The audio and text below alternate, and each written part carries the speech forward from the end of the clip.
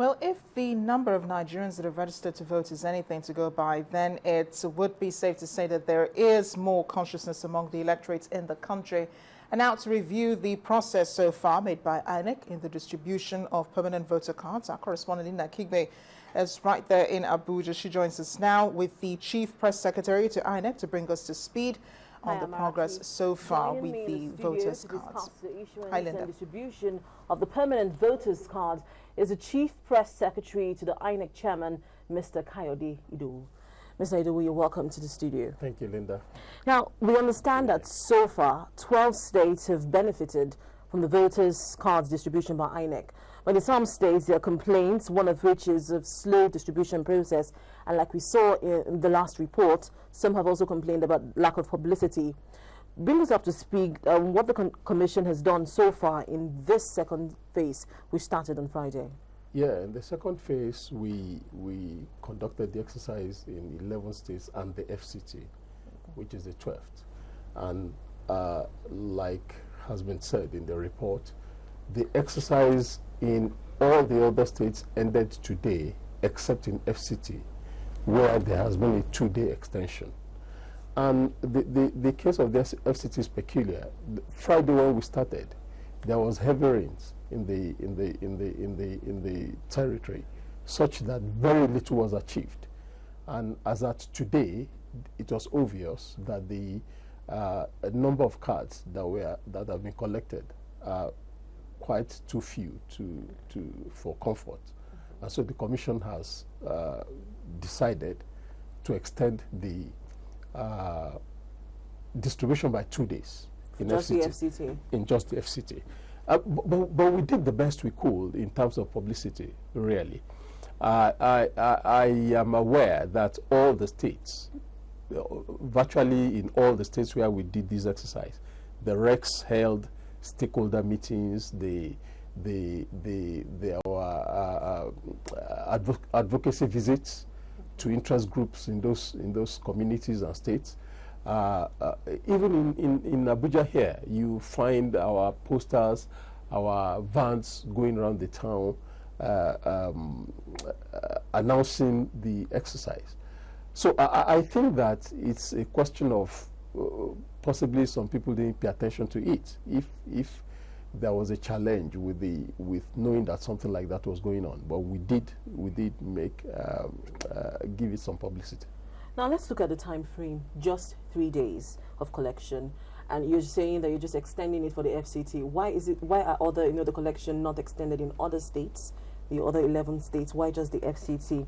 And many have said it's too short, even in the other states. Yeah, like I said, we get reports, and there are indications that substantial number have been collected in those other states. And like I said, in FCT, the whole of Friday there was rainfall and very little collection, if there was any. So FCT is peculiar, and so that was the reason. You see, the 3 days that has been earmarked for the distribution is advised. It is not as if that is the end of the distribution. Beyond the 3 days, we take those cards back to the local government headquarters, and people can collect those cards at the local government headquarters up to close to election next year. So there's still a long time ahead for people to collect the cards. We can't keep the polling unit level distribution open indefinitely.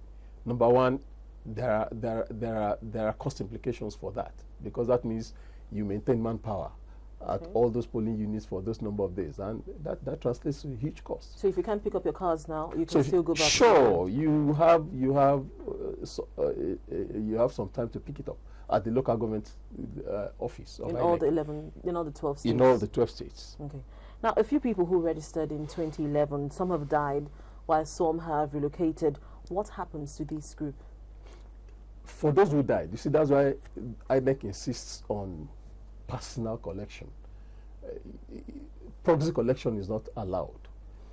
Part of the reason is because you do not want somebody picking up the card of another person who possibly will not have access to that card, or will not be taking hold of that card. And you know, in this country, we do not have an established system of civic registration of births and deaths. That would have been an easy way of finding out who is dead and to eliminate it from the register. You can't do arbitrary elimination.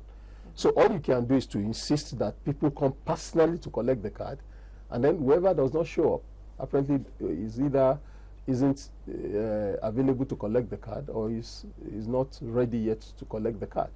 And so for those people, that's the reason why the Commission insists that there will be no proxy collection. And for the other group, you talk about those who died since 2011. Those who died.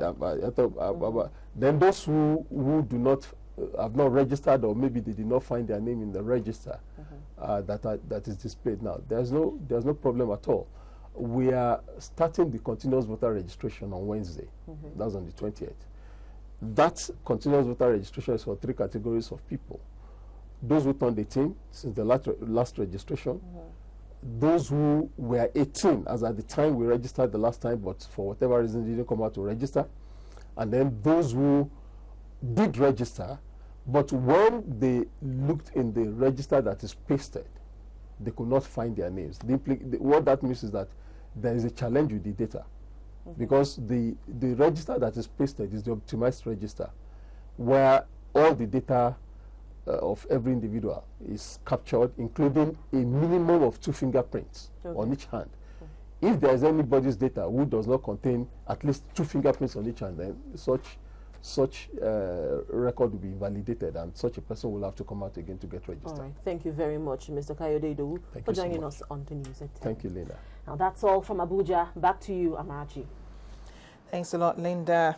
Correspondent Linda Akigwe in Abuja with the Chief Press Secretary to the INEC Chairman, Mr. Kayode Idowu. But in part 2, after the break, Secretary to the Government of the Federation, Chief Ayim Pius Ayim, says Ndigbo are solidly behind the President and will support him for 2015 presidency. That's in a moment. Please join us again.